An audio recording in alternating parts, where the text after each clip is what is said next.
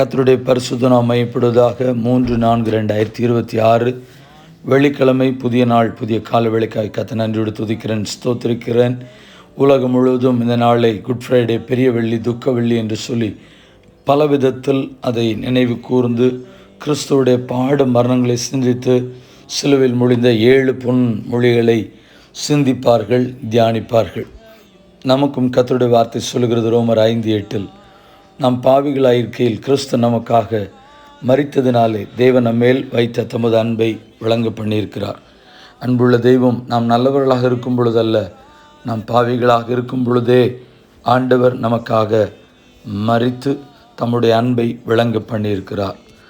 God demonstrates His own love for us in this: while we were still sinners, Christ died for us. கர்த்தர் நாம் மையப்படட்டும். ஆண்டவர் சிலுவையில் மரிக்கும் பொழுது சில உண்மையான தகவல்களை ஆக்ஸ்போர்ட் யூனிவர்சிட்டி அவர்கள் வெளியிட்டிருக்கிறார்கள். இயேசு சுமந்த சிலுவையினுடைய எடை ஏறக்குறைய 150 கிலோ, நீளம் 15 அடி, அகலம் 8 அடி.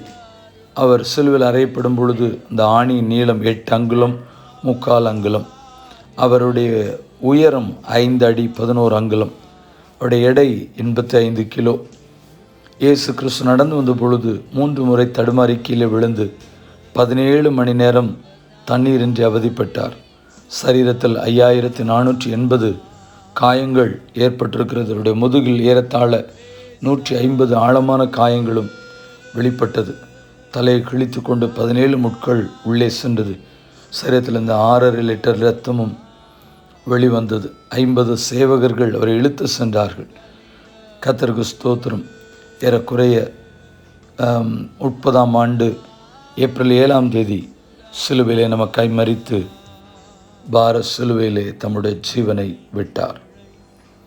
அந்த இரத்தத்திற்கு சாட்சியாக உண்மையாக நின்று நாமும் பரிசுத்தத்தை காத்துக்கொண்டு நடக்க முயற்சி செய்வோம். கண்களை மூடி ஜெபிப்போம். பிதாவே, இந்த நல்ல நாளில் ஆண்டவரே, நாங்கள் எல்லாரும் உடைய முகத்தை நோக்கி பார்த்து நிற்கிறோம். தேவனாய் கர்த்தர் எங்களை இன்னும் பரிசுத்தப்படுத்தி உம்முடைய வழிகளிலே நிலை நிறுத்தும். உம்முடைய பாடு மரணங்களை சிந்தித்து ஆண்டவரே தியானித்து உமக்கு ஹல்லேலூயா ஸ்தோத்திர சாட்சிகளாய் வாழ உதவி செய்யும். ஜெபம் கேளும் ஜீவன் நல்ல பிதாவே, ஆமேன். நேற்று கேள்வியும் பதிலும் என்னிடத்தில் உனக்கு என்ன குறைவு இருக்கிறது என்றான். அதற்கு அவன் ஒரு குறைவும் இல்லை என்றான். யாரிடத்தில்?